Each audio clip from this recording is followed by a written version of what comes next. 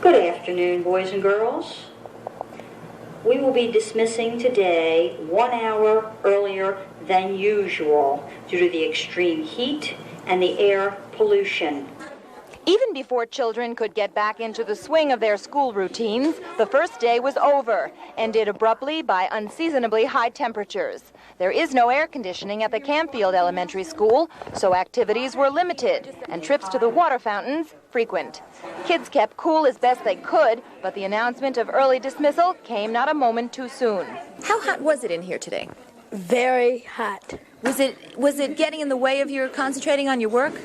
Yeah, because I kept sweating and wiping the sweat off my face. How do you feel right now? Hot. Where do you want to go? Home. What you going to do when you get there? Take a nap. How are you going to cool off? Take the fan up in my room. Heat forced early recesses in those schools with air conditioning because of fears that the units would burn out. And as the buses loaded up their young charges, school administrators kept their fingers crossed that tomorrow would be a normal day. The last time Campfield Elementary School children got out early, it was for a snow emergency. And right about now, that would be a welcome relief. I'm Fran Fanschel on the scene in Baltimore County.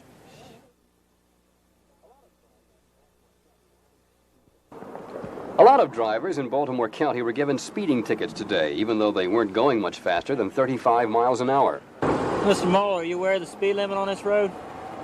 30? It's 25, sir. Oh, I'm sorry. I have you clocked at 39 regardless. The county police were patrolling school zones today, speed limit 25 miles an hour, in an effort to slow down the cars that drive near schools. Well, a lot of people come onto this road. They don't bother to look at the speed limit side. Some people think the speed limit's 30.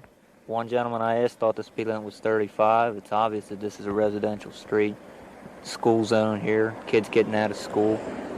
And they're just not aware of how fast they're driving down the road, and that's why we're here to remind them. Unfortunately, it has to be with a traffic citation. Will this continue throughout the school year, or is this primarily just the beginning of school reminder? No, sir, we do this year-round. And cars that don't stop for school buses are also being ticketed by the police. Whenever you see a school bus stop to pick up or discharge children, you must stop.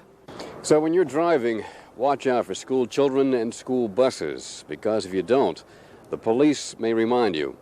But more importantly, because you may avoid a tragedy. I'm Jack Bowden on the scene in Baltimore County.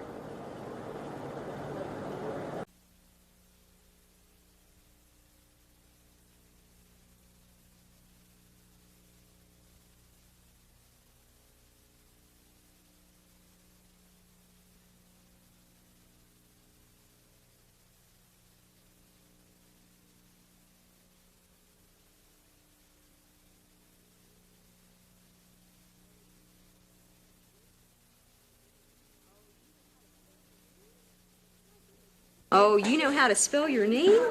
My goodness, and you're just coming into first grade? Okay, Tikawa. This year, Hillendale Elementary School has 435 students, from kindergarten through the 5th grade. 6th graders are now in a middle school, and that alone accounts for a loss of 75 students.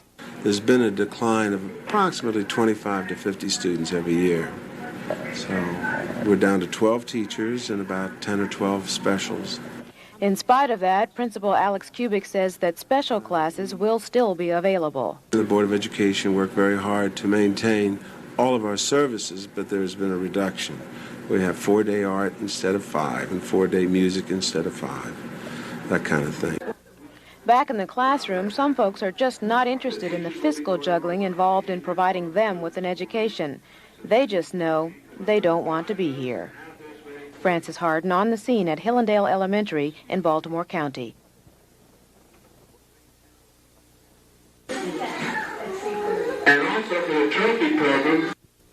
One lesson the kids started learning today had to do with the facts of life.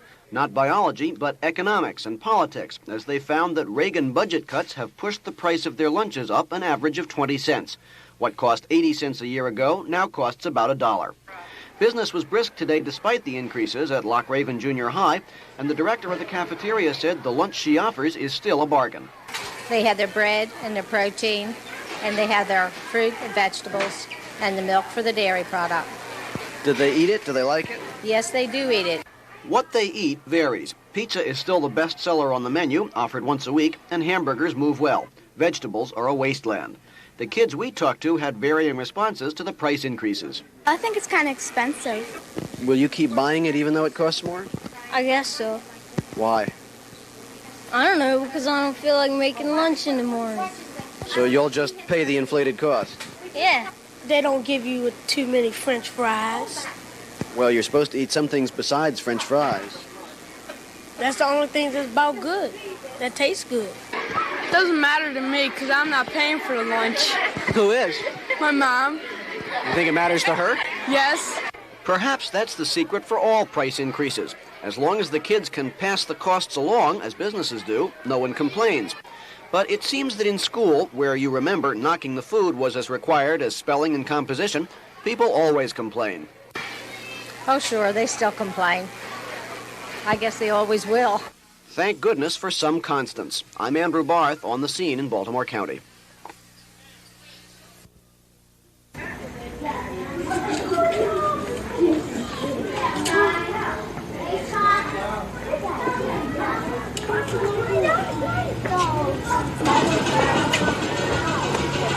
There's been a decline of approximately 25 to 50 students every year. So we're down to 12 teachers and about 10 or 12 specials.